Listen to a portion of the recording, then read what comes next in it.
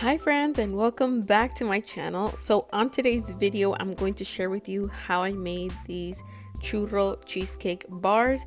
I did make these over the winter holiday. I posted them on my Instagram.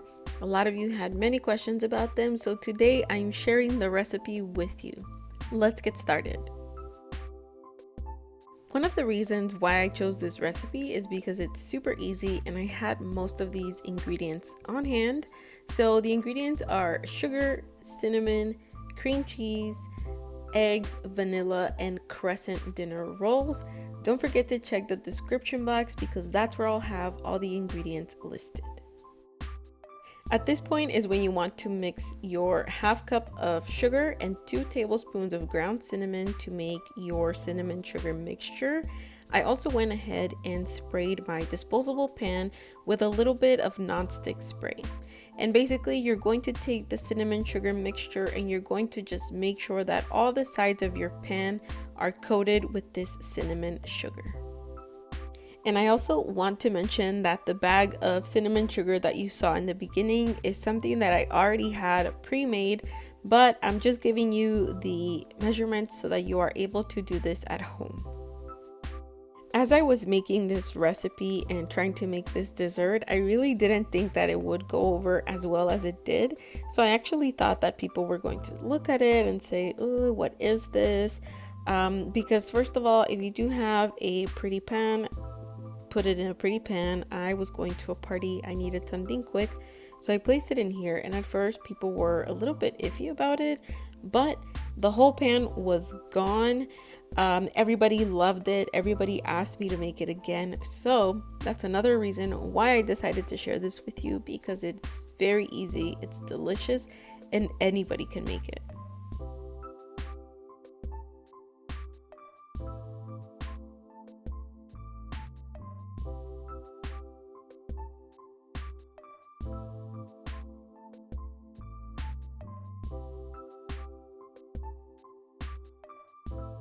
In a mixing bowl, I'm going to place my 2 8-ounce packages of cream cheese that have been softened and sitting at room temperature. And I'm going to take my hand mixer and just make sure to mix both of these cream cheeses together to make sure that they are softened and to make sure that our mixture that turns out in the end does not have any big chunks of cold cream cheese. Once my cream cheese is mixed very well combined, I am going to go ahead and add in 1 large egg, and I'm also going to go ahead and add half cup of granulated sugar into this mixture.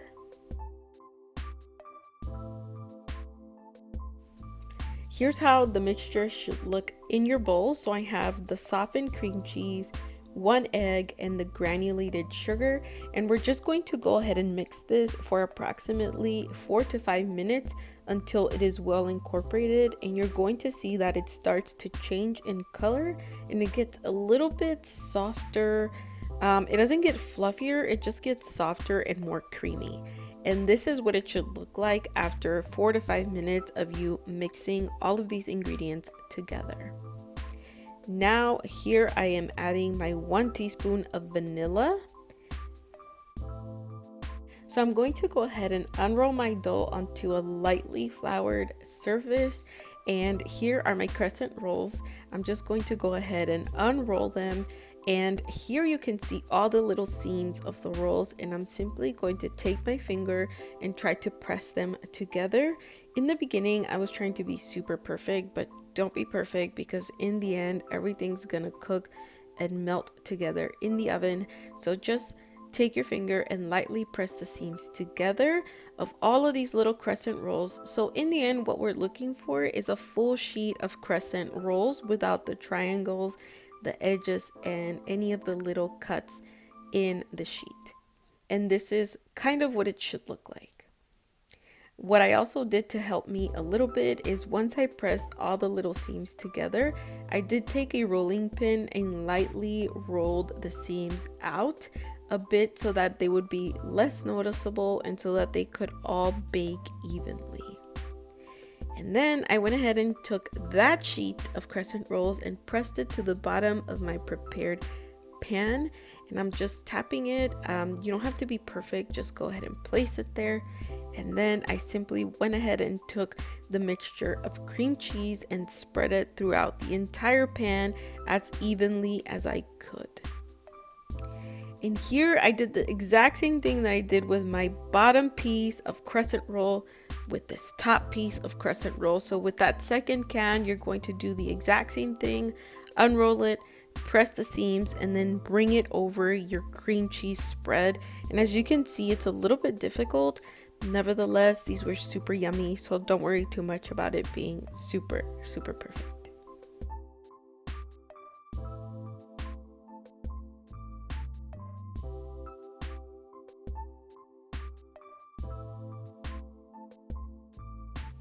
And then once I was done pressing this in and kind of making it look a little pretty, I took the remaining combination of my sugar and cinnamon and simply spread it on the top of this crescent roll piece. And you'll see me kind of spreading it over with this little measuring cup. But then I also went ahead and took my fingers and made sure that the entire piece of crescent roll sheet was covered in this sugar, this cinnamon sugar, because in the end that's what gives it the churro flavor to these cheesecake bars. I hope that made sense, and I hope I didn't confuse you.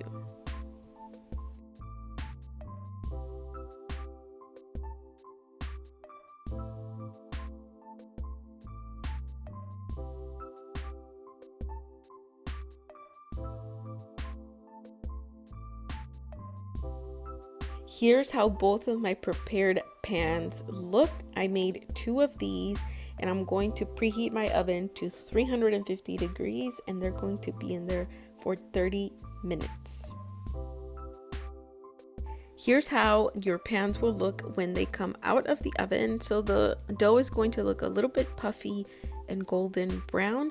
I did go ahead and let these cool for approximately 10 to 15 minutes, and I didn't want them to cool completely so that I would be able to cut them a little bit more cleanly.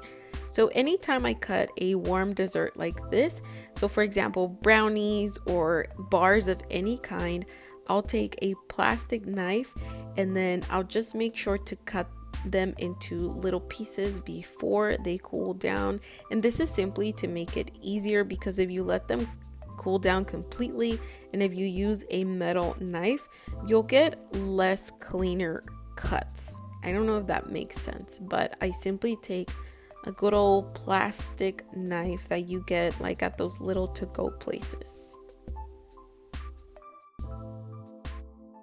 And definitely remember that you can cut these pieces as big or as small as you want. This one I cut into 30 pieces, so I did 6 by 5.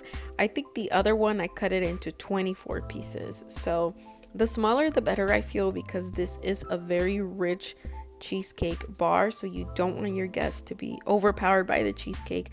This was a perfect size, and this is how they look once they cooled down. They were so good, you guys. I wish that you could taste it and smell it through the computer, but you can't. So definitely let me know what you think about this recipe. Let me know if you tried these in other flavors, and if you try this recipe, don't forget to tag me on Instagram, Facebook, share this with your friends, comment down below.